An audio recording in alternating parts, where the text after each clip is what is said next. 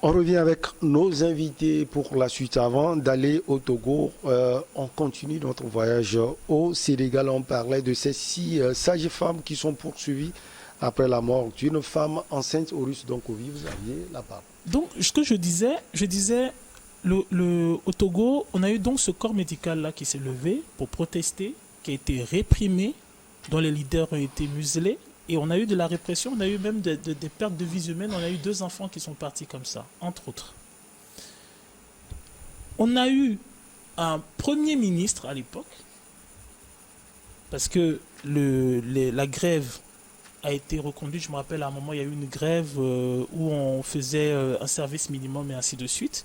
On a eu un ministre qui s'est levé et qui a fait comprendre que quand les soignants, disons le corps médical fait la grève, quand ce groupement-là fait la grève, ce sont les victimes. Les victimes, ce sont les populations les plus démunies.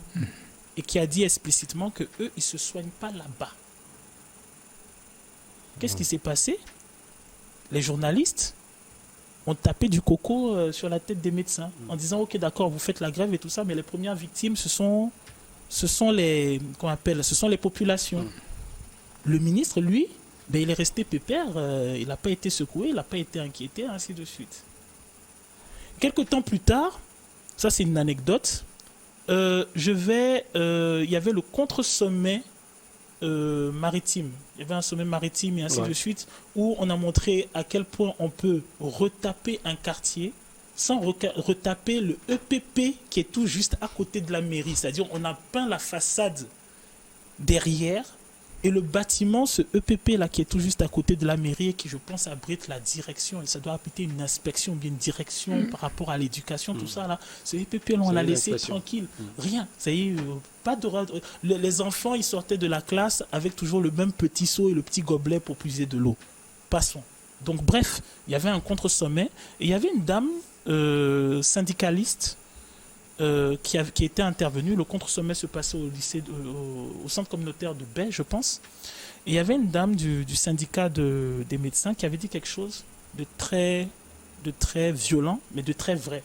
Elle dit, au moment où nous sortions pour manifester, pour avoir du matériel, pour avoir des émoluments, pour avoir des ressources humaines, afin de pouvoir rehausser le niveau des hôpitaux au Togo, nous n'avons pas eu le soutien des populations.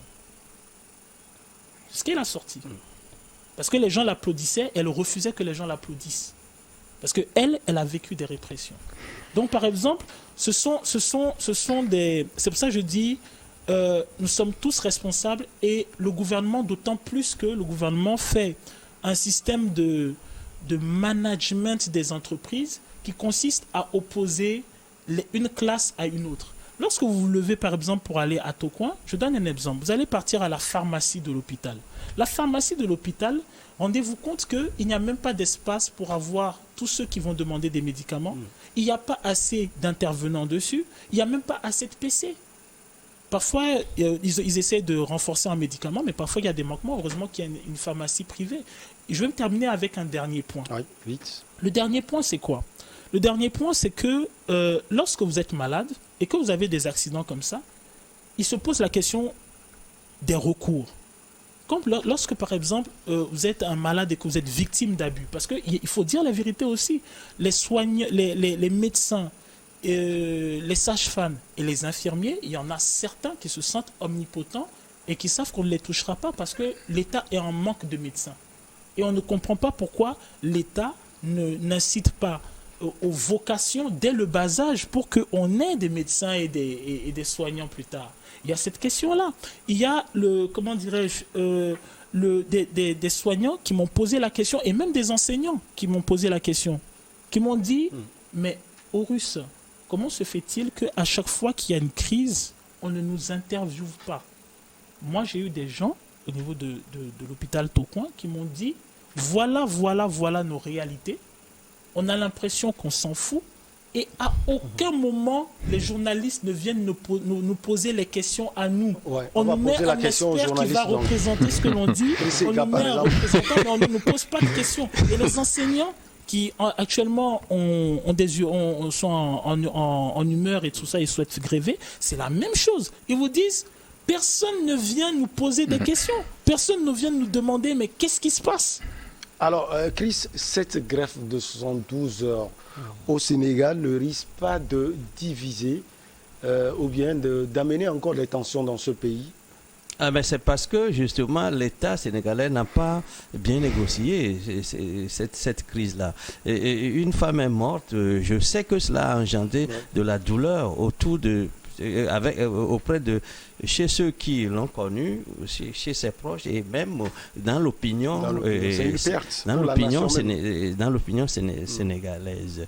Et je dis que la réaction de l'État, je l'ai dit tout à l'heure, moi m'a laissé perplexe parce que je me dis que c'est complètement irresponsable. Lorsque on dirait que c'est pour se dédouaner. Absolument, c'est parce que l'opinion était telle que on veut lui servir du n'importe quoi. On veut lui servir un semblant de justice pour dire que, écoutez, nous nous préoccupons de vous. De votre bien-être. Mais en fait, l'État sénégalais, comme cela arrive aussi dans tous les États africains, on a constaté la part que l'État réserve à la situation dans les hôpitaux, dans les infirmeries, etc. Quand une femme meurt comme ça, ou bien un homme meurt, en principe, il y a une procédure administrative qui, en principe, devra s'occuper de la chose. C'est-à-dire, qu'en dit la direction même de l'hôpital? Quelles sont les actions qui ont été menées? Est-ce qu'on va aller plutôt vers des sanctions administratives qui sont, par exemple, la mise à pied, et puis peut-être voir comment est-ce qu'il faut... Des sanctions progressives, des sanctions, bien aller peut-être à la réparation, penser à ces choses. Je crois que ce cas-là pouvait être traité dans un cadre administratif. Et que si l'État a une procédure en la matière, est-ce que quand ça arrive comme ça, est-ce que c'est vers la justice que l'on court pour obtenir réparation? Parce qu'il y a d'abord un mort. Il faut peut-être qu'au niveau de l'administration, on aille aux procédures administratives. Non. Mais ce qui s'est passé ici, c'est que immédiatement, au lieu que l'administration fasse une enquête pour éclairer la situation et rendre compte peut-être à la hiérarchie, tout de suite, on s'est dit que on a commis le procureur pour s'en occuper et on a commencé à communiquer autour de la chose sur les médias, etc.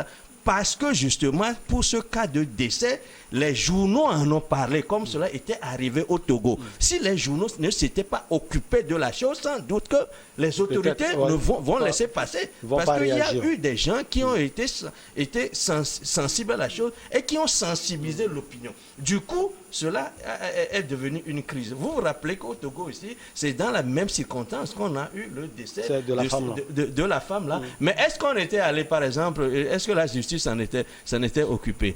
En principe, il y a une procédure administrative qui doit être appliquée en la matière. Mais que l'État s'occupe de la chose en ces termes-là, je dis que c'est de l'irresponsabilité en ce sens que l'État a manqué, qui a toujours manqué à son devoir, veut se servir de ce fait-là pour se donner bonne conscience et dire que mais vous n'avez jamais fait ça. Une fois que cela est, vous voulez commencer à agir, est-ce que c'est de cette façon que vous allez agir? C'est la question on a encore 4 minutes sur ce sujet. Mais c'est une aberration. Oui. 2 minutes. Oui, j'ai 2 minutes. Moi, je dis quoi? Ce dont nous parlons, c'est quoi? Est-ce que ici, l'État a bien agi ou il n'a pas bien agi? C'est la question. Est-ce que l'État a bien agi en arrêtant les 6? Puisque la procédure dont tu parles, je crois qu'il y a eu une procédure préalable qui a été menée, puisque il semble que le directeur de l'hôpital a même été démis de ses fonctions. Ça, il faut reconnaître ça. Voilà, donc ce n'est pas je viens. Sur les sages-femmes, c'est comment là où je suis d'accord avec lui. C'est vrai que la procédure elle-même, elle est bien, mais la manière dont il faut conduire la procédure, c'est ça même qui est biaisé. C'est-à-dire qu'ils sont allés précipitamment sur la question. Là, je suis d'accord. Mais le fait de punir, puisqu'il faut aboutir l'enquête d'abord, il faut que l'enquête aboutisse pour pouvoir situer, puis pour voir si effectivement ce dont est morte, ce dont Oui, la dame est décédée est de la responsabilité des sages-femmes ou bien du manquement des infrastructures. Non, c'est spécifié. On dit non-assistance. Justement, si c'est de ça il s'agit, c'est de ça il s'agit, je ne pense pas qu'il faut attendre longtemps pour pouvoir quand même interpeller les dames, puisque quand c'est un crime. C'est-à-dire que dans ce cas... Et pour Chris et gars, ça se passe souvent. Oui, ça se passe souvent. C'est pourquoi je l'ai dit. Il faut commencer quelque part. C'est-à-dire que nous ne pouvons pas... Voilà, il faut commencer. La façon même, c'est la même façon. Parce qu'avant, ça ne se faisait pas que nous pensons que c'est rien. Aujourd'hui, il faut commencer. C'est-à-dire, c'est comme tu vas un matin, tu tues quelqu'un. On dit que comme on avait l'habitude de tuer, bon, on vous laisse tuer parce que il faut commencer quelque part. Je crois que c'est dans tous les cas, ce dont il est question, ça interpelle beaucoup de pays. C'est-à-dire que les actes, comme ils l'ont dit, on a dit, ça s'est passé chez nous ici. Les gens c'est resté impuni et c'est ça, il faut décourager ces genres de choses parce que quand vous rentrez dans les hôpitaux aujourd'hui, les gens ne veulent même pas aller dans les CHU parce que quoi, il y a l'accueil qui est pratiquement absent dans toutes les structures et les gens préfèrent aller vers les cliniques malgré leur cherté, alors que vous connaissez le niveau de vie du Togolais, combien il y en a ou combien les gens ont pour aller dans les cliniques. Et contrairement, c'est ces médecins là qui ont créé des cliniques par rapport à cet accueil-là qui est là-bas détourne maintenant les patients vers les cliniques. Et donc, je crois que l'État doit être regardant là-dessus pour quand même ne pas permettre à ces gens d'actes de se poser et d'être réguliers. Oui, Horus, vous avez aussi 2 minutes. On doit aller au Togo. Alors, moi, je pense qu'il est important que l'État sévisse. C'est-à-dire, là, on a un cas précis. Oui. Il est important que l'État sévisse. Pourquoi ? Parce que cette situation-là, c'est une situation, si on n'y prend pas garde, ça va dégénérer. Ah oui. Un jour, vous allez apprendre que quelqu'un du corps médical a été agressé, on lui a fait, à cause d'une situation comme ça. Parce que c'est quelque chose qui frustre et c'est quelque chose que, c'est vrai. comment dirais-je, qui irrite beaucoup les familles. C'est à un point que même en Afrique, on a peur d'aller à l'hôpital. Les gens préfèrent aller à l'église, préfèrent aller chez le tradithérapeute, préfèrent aller...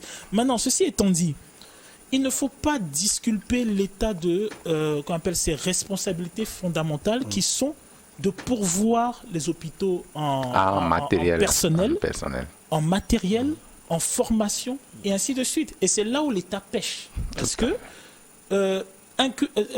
décider de comment on appelle d'un nombre de praticiens possibles pour nos hôpitaux, ça commence dès le bas âge. C'est quand on suscite des vocations. C'est dès l'enfant du primaire, du préscolaire, qu'on essaye de prévoir, d'en tirer un certain nombre de médecins, d'infirmiers et ainsi de suite. Donc, il faut ça. Et il faut aussi, comment dirais-je, déconstruire un certain nombre de vices qui existent dans le sens où quels sont les recours de la personne qui va à l'hôpital et qui estime qu'elle a un abus, qu'on lui a fait un abus. On a encore en Afrique l'idée du médecin qui est le gourou et qui sait tout. Et maintenant, c'est justement grâce à des interventions comme ça, quand il y a les gens réclament leurs droits, qu'à un moment, mais les médecins aussi vont réclamer les leurs. Parce que lorsque tu sais qu'un patient peut t'attaquer pour ceci ou pour cela, tu demandes des garanties du point de vue de tes employeurs qui sont l'État et ainsi de suite. Et on essaie maintenant de restructurer leurs droits. Sinon, après, il faut quand même être franc. Lorsque vous allez... Moi, par exemple, je vais donner mon expérience. Je vais terminer avec mon expérience.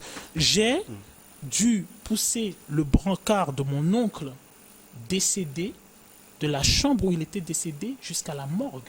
Tu vois? Et c'est devant moi qu'on l'a balancé sur une plaque de métal et qu'on l'a nettoyé au Karcher. L'agent était tellement choqué que c'est après l'avoir fait qu'il s'est retourné, il a vu ma tête, il s'est excusé. L'infirmier en question, lorsque je lui ai fait la réflexion, je ne pouvais même pas l'accuser. Il y a pas de personnel. Donc, les malades étaient dans une chambre, il n'y avait pas de surveillance et agonise, mon oncle agonise devant sa fille et son épouse. C'est des gars qui sont légion. C'est vrai qu'on va passer au Togo. On va passer au Togo. On a pris le temps de parler aussi du Togo. On comprend votre cas aussi, Horus Donkovi. On va commencer avec vous, comme Yves-Valentin Mayaba. Les prisons du Togo seront ouvertes au public à partir de vendredi pour les visites aux détenus après 2 ans de fermeture à raison de Covid-19, a annoncé le ministre de la Justice, Pius Kokuvi Agbetome. Les détenus du Togo, il faut le préciser, sont privés de droit de visite depuis le 13 le 13 avril 2020. Oui, c'est une bonne nouvelle. Je savais que depuis pratiquement 2 ans, tu ne peux pas voir quelqu'un qui est détenu en prison. Un parent ne peut pas, c'est difficile de pouvoir voir quelqu'un. Également, le détenu aussi ne peut pas voir son parent. C'est vraiment de l'amertume. Aujourd'hui, l'État est en train de revoir la situation. Voilà, de revoir la situation et puis d'être un peu souple par rapport aux mesures. C'est ce qui motive cette décision. Ce que nous pouvons dire, c'est que il faut vraiment, c'est vrai que c'est une décision qui est bienvenue et qui, ma foi, quand vous faites un peu l'analyse, est autour, a des contraintes également parce que aujourd'hui, pour aller en prison, ils n'ont pas quand même sorti je crois qu'il faut présenter le passe vaccinal, malgré tout, parce que il y a toujours le problème de passe vaccinal qui accompagne cette visite-là. Et bon, c'est lieu de t'interpeller tout le monde, parce que quand on a parlé de Covid, nous avons vu ce que Covid a drainé, c'est-à-dire les conséquences fâcheuses de cette pandémie-là sur l'ensemble dans tous les secteurs d'ailleurs. Et aujourd'hui, cette Covid-là a vraiment mis du plomb dans l'aile de tout le monde. Et aujourd'hui, je pense que tout le monde est en train de trouver un peu de soupir, parce que actuellement, toutes les activités reprennent. Et quand vous prenez tous les secteurs, pratiquement, ça reprend. Mais toujours, on nous dit d'être sur qui-vive parce qu'on ne sait pas quand il y aura cette réjouissance de la maladie, puisqu'actuellement, même en Chine, il y a toujours le confinement qui est de mise. Ailleurs, je crois en Allemagne, ils sont toujours dans des restrictions beaucoup plus coincées. Mais nous disons que la pandémie a fait son chemin. Et nous disons aussi qu'avec des restrictions que nous avons connues depuis longtemps, ça a eu un impact négatif sur la vie économique de notre pays. Ce n'est pas seulement le Togo, c'est ailleurs, partout ailleurs. Mais nous disons que l'État, quand même, actuellement, quand vous regardez un peu, il reste un aspect je préfère ou je pense peut-être relever ici, c'est qu'il y a toujours des gens, c'est vrai que l'État est en train de rendre souple des mesures, mais il y a d'autres personnes qui sont toujours laissées, comment l'appelle-t-on, sévères sur certains événements. Quand vous reprenez, je vais parler de... Le cas de la prison? Non, pas de la prison, un autre cas, parce que quand vous prenez par exemple à Goy-Logopé, quelque part au niveau de Lomé, si vous entrez là-bas, vous n'avez pas de cache-nez, on vous demande 15 000 francs. Bon, oui, 15 000, les gens ont payé devant moi. J'ai eu à poser la question, l'amende c'est combien? Et c'est là que j'ai posé le problème, et même j'ai amené ça à une hiérarchie, on me dit que non, que vaut mieux ne pas poser porte le masque, puisqu'on a rendu le masque. Plus même. Voilà, puisque le masque est obligatoire, il faut le porter. C'est pourquoi je dis à un moment donné, je crois dans quel pays là, l'État même a fait tomber, c'est-à-dire cette mesure de port de masque, de cache-nez obligatoire, ils ont laissé tomber, je crois, cet aspect-là. Mais conseil que dans les lieux publics, voilà, il faut le porter. Mais pour le moment, je crois que la mesure est de mise au Togo, puisque le port de masque, de cache-nez est obligatoire. Jusqu'à l'heure où nous parlons, c'est pas encore levé.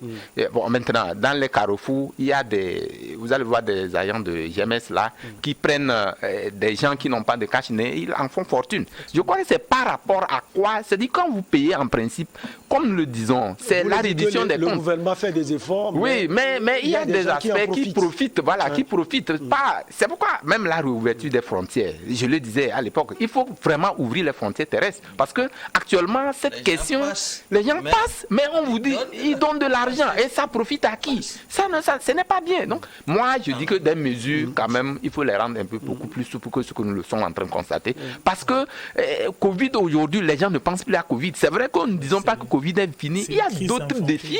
Il y a d'autres défis sur lesquels il faut s'attarder. Et les crises, nous les connaissons. Elle a fait son chemin, elle va partir et le monde va vivre. Donc, je crois que l'État doit être un peu plus souple en donnant des mesures beaucoup plus souples et ne pas...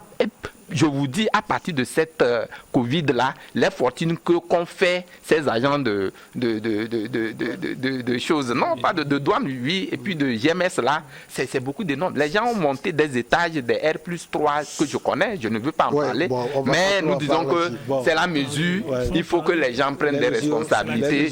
Covid n'est pas encore derrière nous. Et parmi ces mesures souples, c'est la visite de la prison, ou bien des prisons de l'eau. Je crois que mon frère a un peu extrapolé parce que nous parlons que de prison.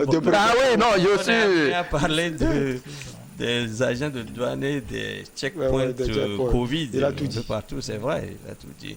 Et c'est peut-être qu'il a chuté là où ce que je voudrais justement évoquer, en ce sens que ce n'est pas, c'est bien de lever cette interdiction au niveau des prisons, parce que vous savez, la prison est un lieu confiné. Lorsque Covid y entre, ça fera un énorme dégât. Ouais. Donc il faut être très regardant en ce qui concerne les précautions qu'il faut prendre pour que les gens n'aillent pas contaminer les prisonniers qui vont se contaminer à leur tour, parce que vous savez dans quelles conditions ils sont là-bas dans les prisons, et la façon dont ils se couchent, tu ne peux pas coucher sans toucher ton voisin. Ah ouais. Et il faut se ménager sa place pour trouver une place pour se coucher. Donc c'est un lieu pas de proximité, de promiscuité, parce que les gens sont côte à côte. Ils ne peuvent pas s'empêcher de se toucher, comme je le dis. Et que donc l'État avait raison de prendre des mesures draconiennes pour faire en sorte que Covid n'ait pas droit de citer dans nos prisons. Ouais. Et je crois que l'État a plutôt bien négocié et cette fonction-là, son travail, en ce sens que nous n'avons pas eu des situations alarmantes dans les prisons. Je ne sais pas si vous avez appris qu'il y a eu non, je crois qu'on doit tirer chapeau aux autorités sanitaires pour avoir pu maîtriser l'expansion, la progression de Covid dans nos prisons.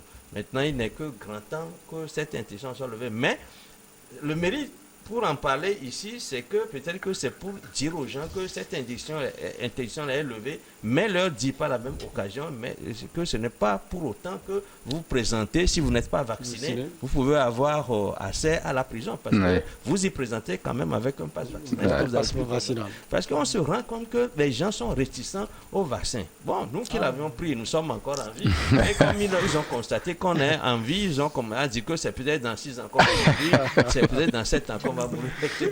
Mais aujourd'hui, les gens n'ont pas Covid. Mais ce qu'il faut rappeler encore aux gens, c'est que Covid n'est pas encore parti. Covid est toujours là. Covid est toujours là. Il faut que les précautions soient prises et que ceux qui vont visiter les prisons s'assurent qu'ils ont eu au moins 2 doses de vaccin. Parce que c'est de cette façon que vous pouvez éviter de contaminer. Même même avec ça, vous pouvez contaminer. Mais au moins, si vous avez pris ces précautions-là, vous n'exposez pas à tout point de vue les prisonniers. Bon, la question est que est-ce que Horus a quelqu'un à la prison et surtout, est-ce qu'il a pris les 2 doses? Alors bon, je ne m'en cache pas, hein. Moi je suis assez réservé sur un certain nombre de pratiques par rapport à tout ce que on a reçu comme information. Parce que ce que je trouve magnifique dans ce virus, c'est que c'est un virus tellement intelligent qu'il a décidé de baisser quand il y a eu une bombe en Ukraine. C'est magnifique. Ouais. Vous voyez, un virus tellement intelligent, ça il trie. Non, je prends les vieux, je ne prends pas les enfants, je prends les adultes. Non, dès qu'il y a quelque chose dès qu'il y a quelque chose en Ukraine, je diminue. Ils ont peur des bombes de Poutine en Ukraine. Donc tu supposes que quand la guerre ukrainienne... Il n'y a plus trop de terrorisme. C'est un virus qui, moi, je suis épaté. C'est-à-dire, c'est le virus intelligent qui nous a permis de voir le monde autrement, qui nous a permis de voir les faiblesses de ce qu'on nous vendait comme étant forts. Comment dirais-je, les problèmes de stratégie de ce qu'on nous vantait comme stratège, qui a permis de montrer à la face du monde les prétentions même que l'on avait sur l'Afrique quand on disait voilà, vous allez crever, vous ne survivrez pas, vous allez... Et surtout, je trouve que c'est le virus qui a montré la résilience des populations. Et d'une certaine manière, je dois quand même le concéder des États. Parce que, je le rappelle, lorsque vous allez dans une institution togolaise, dans une boutique togolaise, et que vous voyez par exemple le lave-main avec le pied, c'est des inventions africaines, c'est pas exporté, c'est pas... Voilà, lorsque vous voyez les gens qui retournent à la consommation locale, les gens qui retournent à la phytothérapie, les gens qui développent des applications. On a développé, on s'est aperçu comment de la prison quand même. Non, je suis d'accord, mais je vais en venir, c'est pour chuter justement. Il n'a personne en prison, c'est pourquoi il a quitté la prison. Non, parce que après, Oui, effectivement, Vous avez encore une minute. On est à la fin. les mesures qui ont été prises pour la prison, elles sont censées protéger les prisonniers, mais surtout, ce qu'on ne note pas, c'est que il faut prendre le poisson peut-être par l'autre bout. C'est que ça montre les investissements qu'il y a à faire au niveau des prisons.